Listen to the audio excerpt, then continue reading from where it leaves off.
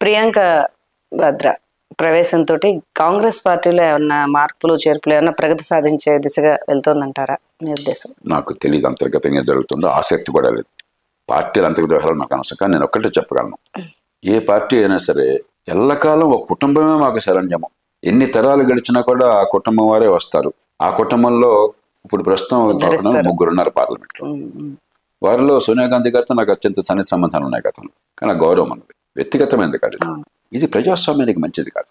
పార్టీలు ప్రజల రాజకీయ భాగస్వామ్యానికి వేదికలు. పార్టీలు ఇవాళ ఈ దేశంలో సొంత ఆస్తులుగా, కుటుంబ సామ్రాజ్యాలుగా, ప్రైవేట్ ఎస్టేట్లుగా కొనసాగుతున్నాయి. అది ప్రజాస్వామ్యానికి చెరుపు చేస్తుంది. ఎందుకంటే పార్టీలు లేనిదే ప్రజాస్వామ్యం పెద్దగా నడవటం కష్టం. పార్టీలే నియంతృత్వంతో, వ్యక్తి స్వామ్యంతో నడుస్తుంటే దేశంలో ప్రజాస్వామ్యం ఎట్లా బతికిస్తాయి? అంచేత ప్రియాంక గాంధీ గారు కావచ్చు, లేకపోతే ఇంకో పార్టీలో ఇంకొకరు కావచ్చు, అన్ని పార్టీల్లో ఉంది, చాలా పార్టీల్లో ఉంది. 1-2 పార్టీల్లో మినహాయిస్తే 1-2 పార్టీల్లో కూడా అగ్రస్థాయిలో లేకపోవచ్చు, కానీ మళ్ళీ ఆ జిల్లాలోనో రాష్ట్రంలోనో మళ్ళీ ఆ నాయకులు వాళ్ళ కొడుకులు కూతుళ్ళే. మీరు కర్ణాటకలో మళ్ళీ యడ్యూరప్ప గారు వారి కుటుంబము, మరో కుటుంబము.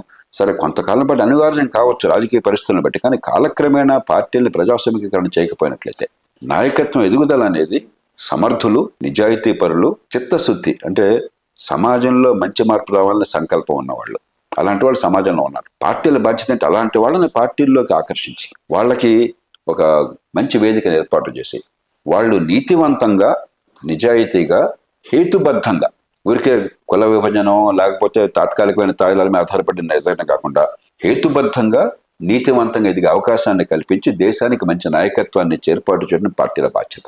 ఆ బాధ్యత నెరవేర్చడంలో పార్టీలు చాలా మేరకు విఫలం అవుతున్నాయి. ఈ దేశంలో సమర్థుల్ని, నిజాయితీ పరుల్ని, మరి ప్రజాసేవా సంకల్పం ఉన్న వాళ్ళని, జనహితాన్ని కోరే వాళ్ళని ఆకర్షించడంలో కానీ, అలా ఉన్న వాళ్ళని నిజాయితీ అయిన పద్ధతుల ద్వారా, హేతుబద్ధమైన పద్ధతుల ద్వారా పెంచి నాయకత్వాన్ని అప్పచెప్పడంలో కానీ పార్టీలు చాలా మేరకు విఫలం అవుతున్నాయి. కాబట్టి పార్టీలు అంతర్ముఖులు కావాలి. పార్టీలు వ్యక్తుల ఆస్తుల, ఆధునిక జమీందారీల, లేకపోతే ఈ ప్రజల ఆస్తుల, ప్రజల వేదికల మంచి నాయకత్వాన్ని ఆకర్షించి పెంచడం కోసం ఏర్పాటు చేస్తున్నారా? అది ఆత్మావలోకనం చేసుకోవాలి. వాళ్ళు 30 కోట్ల రూపాయలు డబ్బులు ఖర్చు పెడితే వాడికి సీట్ అని చెప్పన్న దేశంలో, ఫలానా వాడి కొడుకైతే కూతురైతే వాళ్ళకి సీట్ అన్న దేశంలో ఖచ్చితంగా ప్రజాస్వామ్యం దెబ్బతింటుంది.